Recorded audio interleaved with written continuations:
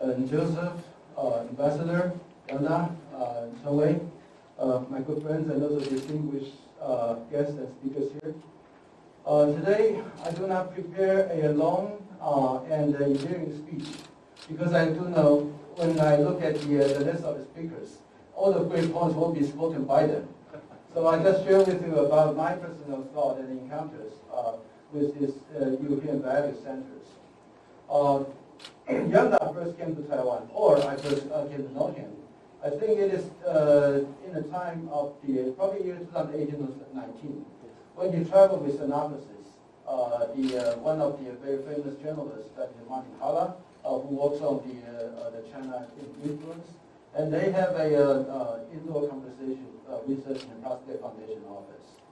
And I have to say that since then, Yanda has been very aggressive, in my way, in pursuing the partnership with both Prospect Foundation and also other think tanks in Taiwan. And he not only, after that, he personally traveled to Taiwan, but when he talked about that, he's going to establish the center here in Taiwan. I said, well, okay, and I think that probably will take several years. But then, when even last December, when he told me that he's going to have this office set up January, I said, no way, because I know how notorious Taiwan's bureaucracy is. That you have to go through all the internal ministries, and from the top to the bottom, everyone can give you help. But I think it is my admiration for his energy and advocacy that really just bulldoze and push through. So tip my hat to him, and also probably also tip my hat to the Interior Ministry. Probably they have really get their working speed quite a bit. So that also the encouragement for other think tanks, foreign think tanks, they want to establish similar office in Taiwan. It will not take you that long.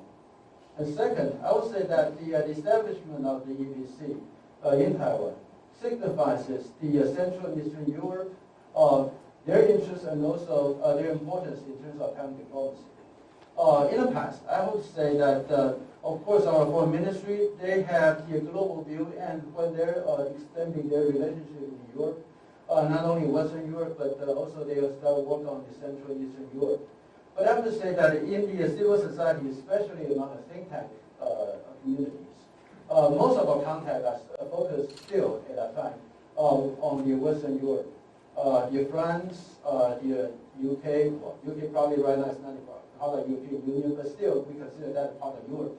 From Germany, SWP, and others, even in Brussels. But very little communication with the civil society in the Czech, in the Slovakia, in other places. But I started to notice that since year 2017-18, that more and more organizations from Central and Eastern Europe started to come out and reach out to Taiwan. I personally have the experience that I visited Poland 3 times in year 2018 by 3 different organizations, official and officials. And also visited Slovakia since then for the various think opportunities such as GlobeSec. And since then, that has become one of my personal, I need to take that into calendar events that I need to go to. Because I do notice that the Central Eastern Europe, they have so much to offer to us. There's so many issues and the experience that they can share with us, and also they want to learn something from Taiwan. So it's a very natural partnership.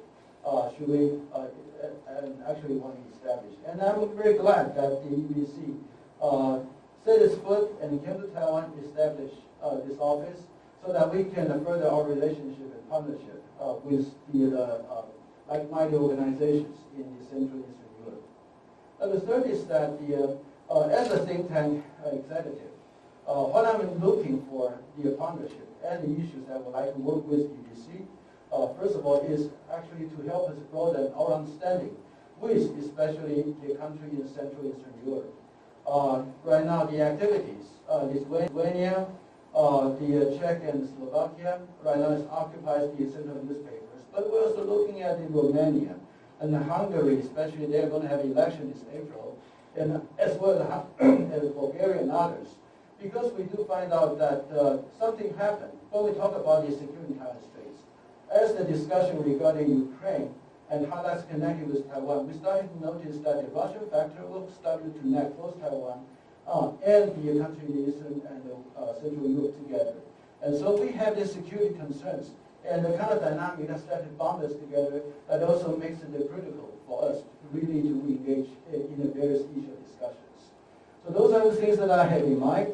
Of course, I do not have the long speech and the glamorous words that for you, but just something for start to share with you. Thank you very much.